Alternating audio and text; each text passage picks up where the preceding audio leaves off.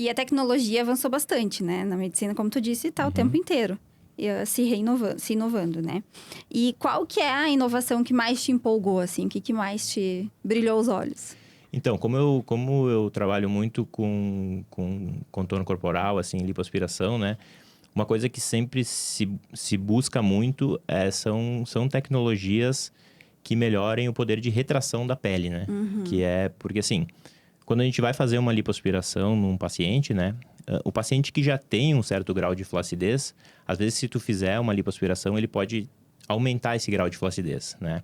Por isso que muitas vezes a gente tem que associar abdominoplastia ou mini abdominoplastia para retirar uma certa quantidade de pele para tratar também a flacidez, né? Então, uma coisa que se busca muito nos últimos anos são aparelhos que consigam fazer uma retração de pele boa, assim, né? De boa qualidade, confiáveis e com segurança, né?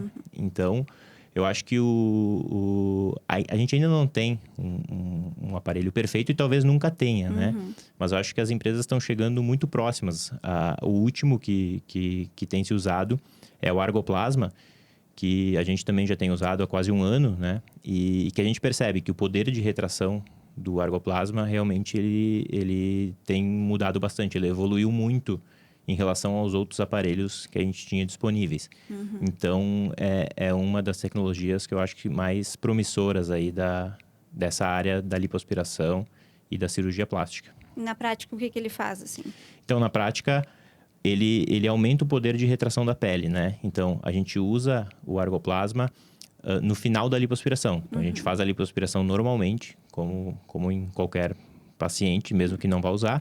E no final da lipoaspiração, a gente então utiliza esse aparelho que é o Argoplasma, que ele geralmente ele contrai a derme e os septos que a gente tem embaixo da pele. Fala então, em português agora. Então, a pele que geralmente numa lipoaspiração a gente estima que ela possa contrair 10 a 15%, né? Ou seja, ela vai... A nossa ideia é que ela colhe mais na musculatura, né? Quando a gente utiliza alguma tecnologia de retração, a ideia é tentar dobrar o poder de retração dessa pele, né? Entendi. A ideia principal é que com isso a gente consiga ter que retirar menos pele, né? Então, dando um exemplo prático, aquela paciente que tem umas dobrinhas nas costas, na região do sutiã, ou o braço, que quando movimenta tem muita flacidez.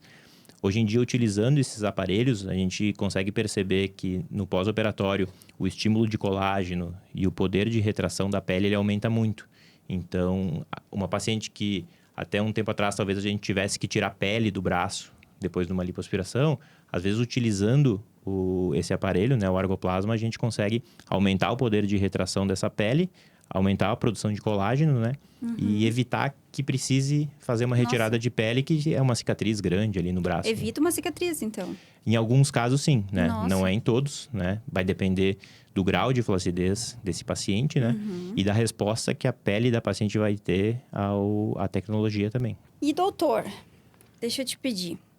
Tem alguma... Não precisa revelar nomes, tá? Mas tem alguma paciente, algum paciente que te marcou, assim, de algum caso que, nossa, o antes e depois foi muito marcante ou que mudou alguma coisa significativa na vida da pessoa, né? Algum caso assim. Então, a gente convive com histórias todos os dias, né? De muitas pacientes, assim, que algumas marcam bastante. O que me vem à mente agora tem uma paciente que foi uma das primeiras que eu atendi quando eu vim morar em Caxias, que ela me procurou para fazer um refinamento da reconstrução de mama que ela tinha, né? Então, ela já tinha feito mastectomia, tinha reconstruído a mama há muitos anos atrás. E aí ela queria... ela fez ao mesmo tempo a cirurgia da mama e fez a cirurgia do abdômen, né? E foi uma cirurgia que ficou muito legal mesmo. Ficou bem, ela teve uma recuperação super boa, né?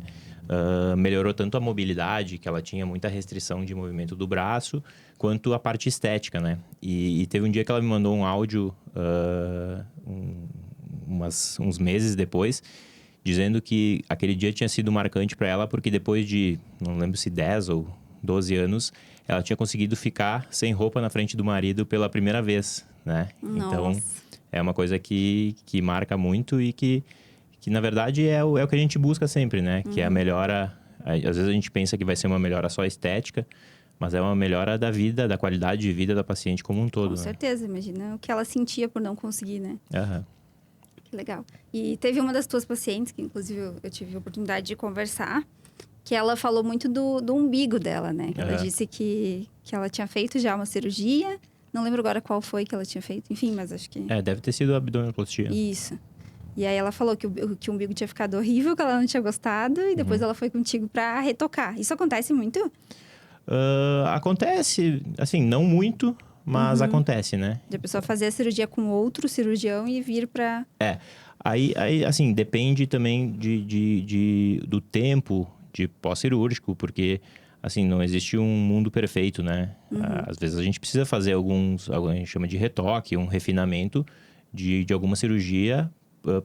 Eu acho que, assim, sempre que tem uma margem para se melhorar o resultado, é passível da gente fazer algum refinamento, né?